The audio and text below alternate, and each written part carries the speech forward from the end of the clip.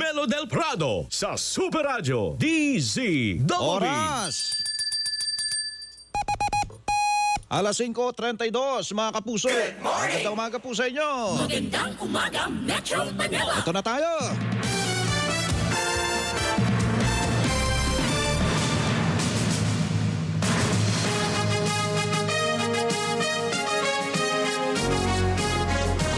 Narito ang headlines na mga balitang gumagalaw, mga balitang gising na gising. Good morning. Buhay na buhay. Wake up. Babala ng bagyo bilang isa nakataas sa ilang lugar sa bansa dahil sa bagyong Ulysses.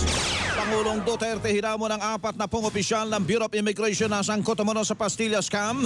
Nakainin ang nirolyong papel na may lamang pera. Operational guidelines para sa mga motorcycle taxi inilabas na ng pamahalaan. Sigil sa kuryente na Meralco bababa ngayong buwan ng Nobyembre.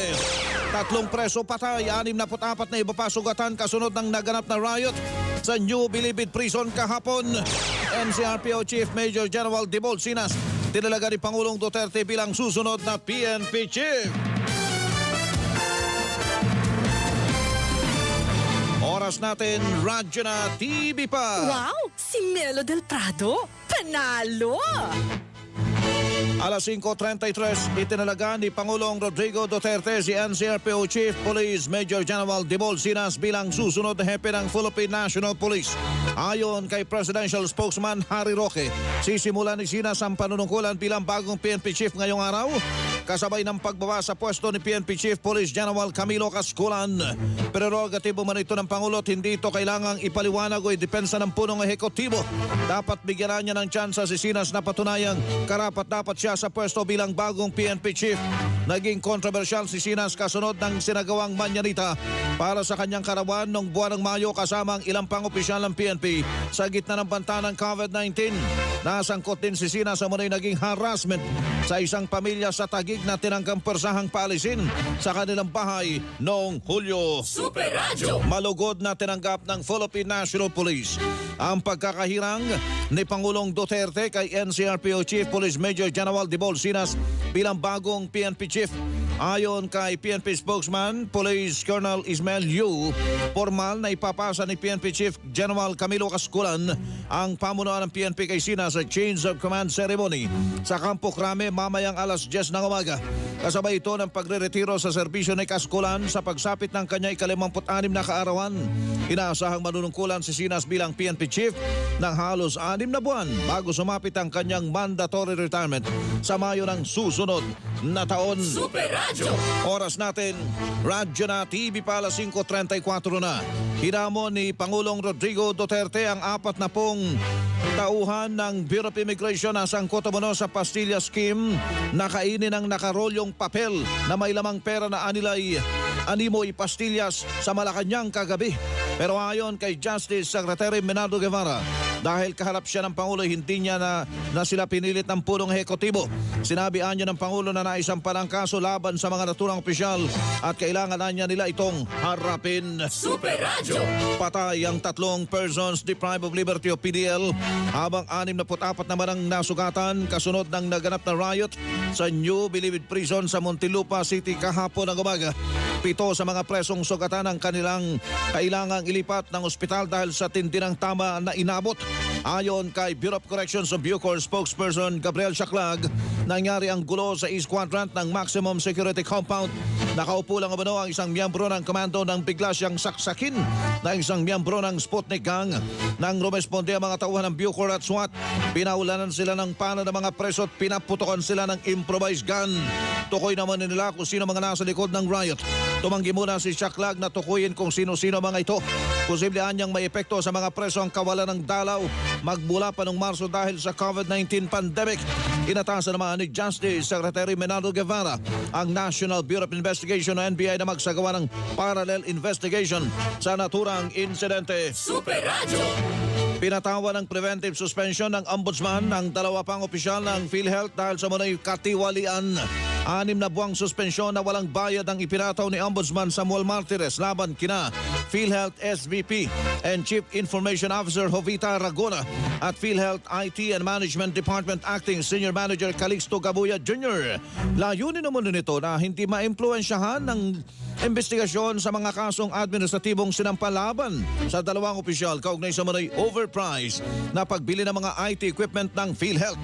Una nang sinuspinde ng Ombudsman ang 8 iba pang opisyal ng PhilHealth kaugnay naman ng umano'y anomalya sa Interim Reimbursement Mechanism o IRM.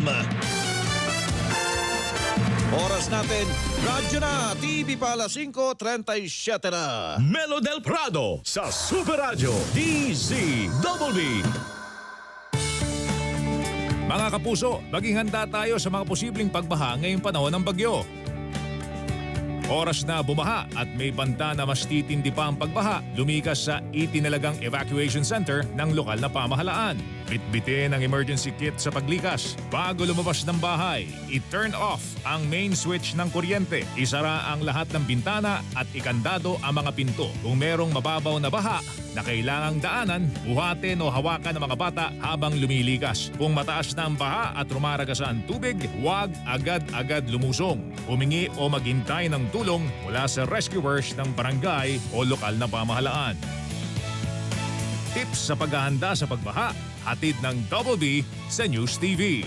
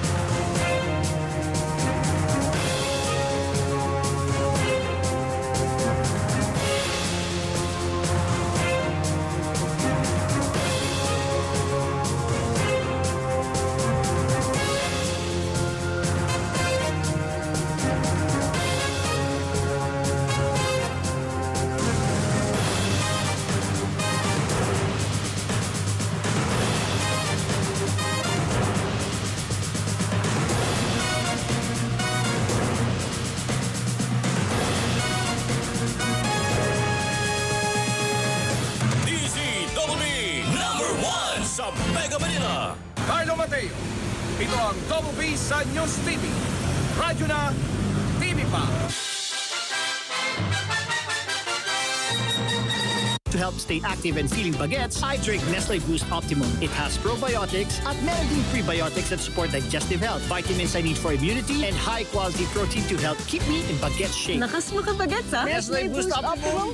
Lakas mo ka bagets. Iwas lagkit? Kaya to!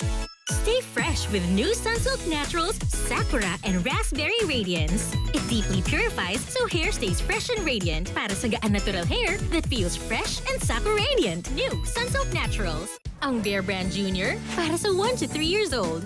May new formula. 65 pesos lang ang 150-gram pack. Also available in big packs. The use of milk supplements must only be upon the advice of a health professional. The unnecessary and improper use of this product may be dangerous to your child's health. Showtime, game na! Kahit mahangin, o kahit anong galaw mo, bangong panalo sa Sunsilk with 5-flower perfume for 5 times smoother and fragrant hair. Panalo! Nakakagigil! Sunsilk!